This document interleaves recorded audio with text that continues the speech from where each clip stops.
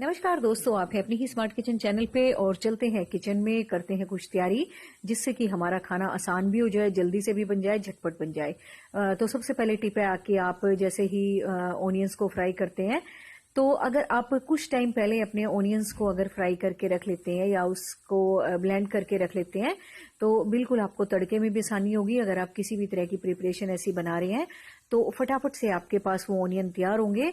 तो चाहे आप उसको ग्रेवी में यूज करें, चाहे आप उसको गार्निशिंग में यूज करें, आपके लिए बहुत आसान हो जाएगा और बिल्कुल आपको पहले से कोई तैयारी भी नहीं करनी पड़ेगी। और नेक्स्ट है दोस्तों फ्रेंच फ्राइज भी आप इस तरह से आलूओं को काट के और बिल्कुल ब्लांच करके रख सकते हैं नमक वाले पानी में।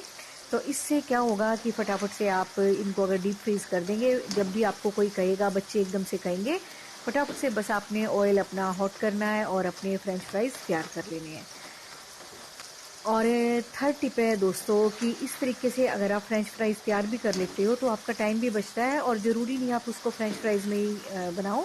तो अगर आप कोई भी पुलाव बना रहे हो या कोई भी सब्जी बना रहे हो तो उसमें भी आप इनको यूज़ में ले सकते हो।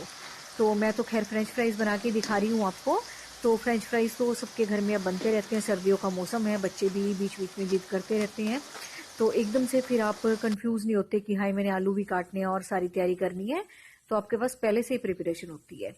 और थर्ड दोस्तों, मेरा जो बहुत फेवरेट टिप है वो है कि कोई भी हो, चाहे उसका घर छोटा हो बड़ा हो, अगर वो छोटी सी किचन गार्डनिंग अगर अपने घर में कर लेता है, छोटी मोटी चीजें उगा लेता है, जैसे टमाटर हो गई, हरी मिर्ची होगी, पालक हो गया, धनिया हो गया, तो इस तरह से अगर छोटे छोटे गमलों में भी अगर आप, कुछ छोटे छोटे डब्बों में भी अगर आप ये चीजें उगा लेते हो, तो एक तो आपके घर में गार्डनिंग का शौक भी पूरा होगा और दूसरा अगर आपको कोई भी चीज इनमें से चाहिए तो फटाफट से आप अपनी किचन गार्डन में जाएंगे और अपना ले आएंगे। और अपने घर के खाने का तो दोस्तों स्वाद ही अलग है। तो जब भी आप इन चीजों को टच करेंगे, फील करेंगे, आपके गार्डन में उगेंगी, आपको रिलैक्स भी फील होगा। और दूसरा, जब आप अपने गार्डन से वो चीजें ला के अपनी किचन में बनाएंगे तो आपको बड़ी सेटिस्फेक्शन होगी कि मैंने अपने घर में कुछ उगा रखा है और उससे चीजें बना रही हैं। और इधर दोस्तों कई बार हम एग को इस तरह से फेंटते हैं तो हमारा एग अच्छी तरह से नहीं टूटता है। तो इसके लिए आपने फोक यूज करना है। फोक से आप देखोगे फटाफट से आपका एग फिट भी जाएगा। चाहे आपने स्क्रैम्बल्ड एग बनाने हैं, चाहे आपने ऑमलेट बनाने हैं, कोई भी मतलब प्रिपरेशन करनी है एग की, तो अगर फोक से इस तरह से आप फिटोगे तो आपका बहुत जल्दी से एग जो है फिट जाएगा और फिर फटाफट से प्रिपरेशन के लिए भी तैयार हो जाएगा। क्योंकि कई बार हम देखते हैं ना कि एग बहुत अच्छे से नहीं फिटता है, हम बहुत टाइम लगा के उसको फेंटते हैं। तो फोक से आपका बहुत जल्दी से एग मतलब अच्छी तरह फिट भी जाता है और एक ये जो है ना जो इसमें झाग से आते हैं, ये भी बहुत अच्छे बन जाते हैं, जो कि अच्छे माने जाते हैं जब भी हम एग बनाते हैं। तो ये भी आप टिप यूज करके देखना, आपका खाना आसान हो जाएगा। और दोस्तों बीच बीच में अगर आप सैलेड अपना पहले से ही काट के रख लेते हो, लेमन वाले वाटर में, ठंडे पानी में उसको रख देते हो, तो फिर फटाफट से आप बीच बीच में अपने खाने के बजाय कि ये सोचने की कि मुझे अब सैलेड के लिए प्रिपरेशन करनी है, फ्रूट्स मैंने कट करने हैं, पहले से अगर आपके कटे हुए होंगे तो बहुत टेम्पटिंग लगते हैं वो। और बिल्कुल फ्रूट्स तो आपको बीच बीच में लेनी चाहिए। और अगर इस तरीके से आप पहले से प्रिपरेशन करके रख लेते हो तो बस आप अपना किसी को भी दो, खुद भी खाओ, बच्चों को भी खिलाओ, अपने लंच में भी रखो उसको, ब्रेकफास्ट में भी बीच बीच में आप खा सकते हो। तो कटे हुए फ्रूट वैसे ही टेम्पटिंग लगते हैं और फिर काटने के झंझट से भी आप बच जाते हो। नेक्स्ट दोस्तों, बहुत बार कमेंट ऐसे आते हैं कि जब हम राइस बॉईल करते हैं तो खिले खिले नहीं बनते हैं। तो उसके लिए बस आपने यही करना है कि जब भी आप राइस को बॉईल कर रहे हैं, या जीरा राइस बना रहे हैं, सिंपल राइस बना रहे हैं, उसमें आपने थोड़ा सा शुद्ध देसी घी या आपके पास कोई भी अच्छा सा रिफाइंड ऑयल है, कुकिंग ऑयल है, वो डाल के और थोड़ा सा लेमन डाल के अगर आप उनको बॉईल करते हो तो यकीन मानिए आपके राइस जो हैं बॉईल भी अच्छे से होंगे और बिल्कुल खिले खिले रहेंगे। और तीसरा जो सबसे महत्वपूर्ण टिप इनके लिए है वो है कि पानी की मात्रा का ध्यान रखना। पानी आपने बिल्कुल एडिक्वेट मात्रा में डालना है, जितना कि उन्हें चाहिए, ना ही ज्यादा ना ही कम।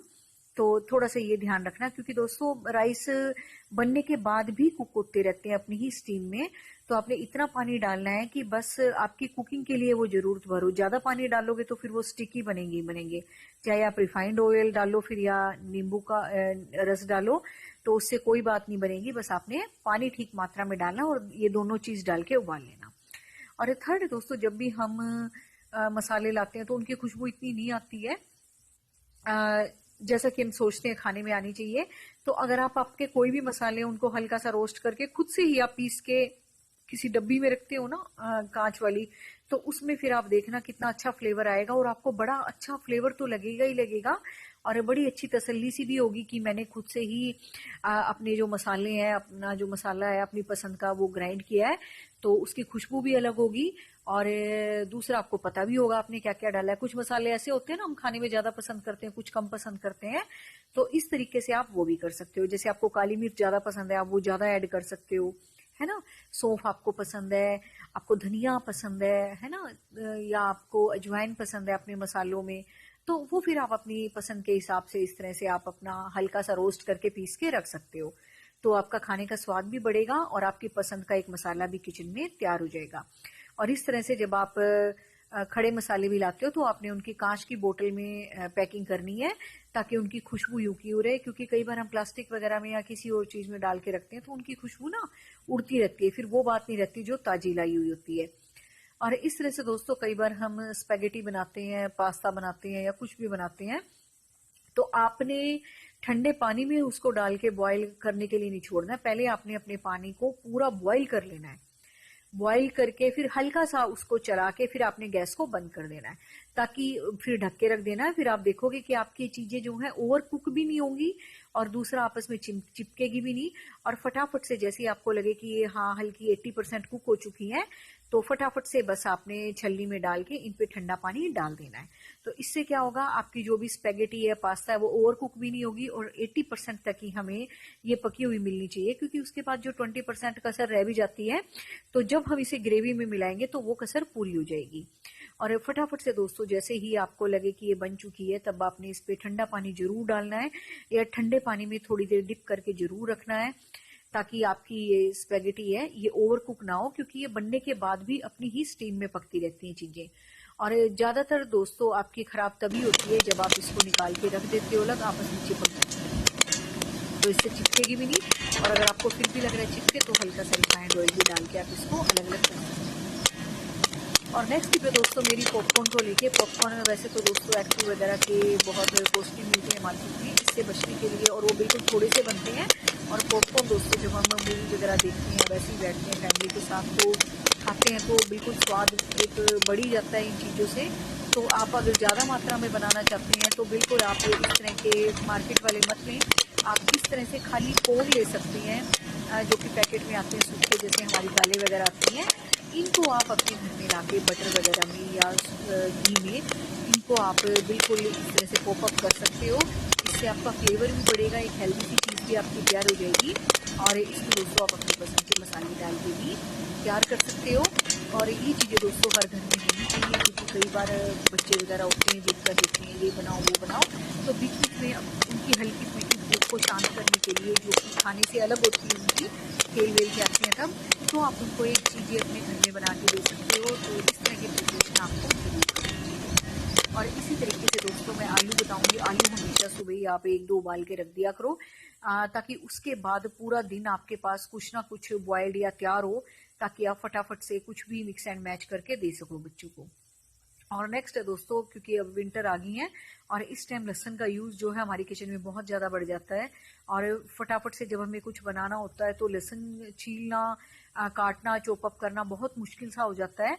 तो इस तरीके से अगर आप लहसुन को और अपनी मिर्चों को और अदरक वगैरह को एक ब्लेंड करके या पेस्ट बना के हल्का सा, चाहे आप इसको मतलब फ्राई भी कर सकते हो, या अपना रिफाइंड ऑयल थोड़ा सा डाल के आप इसको एयर टाइट में रखते हो तो भी आपके बहुत दिन तक चल जाते हैं, अगर आप इसको रेफ्रिजरेटर में रख देते हो तो इस तरीके से आपकी जो प्रिपरेशन है वो पहले से ही तैयार होगी कुछ भी बनाने के लिए, और आपके किचन का जो काम है वो फटाफट से हो जाएगा।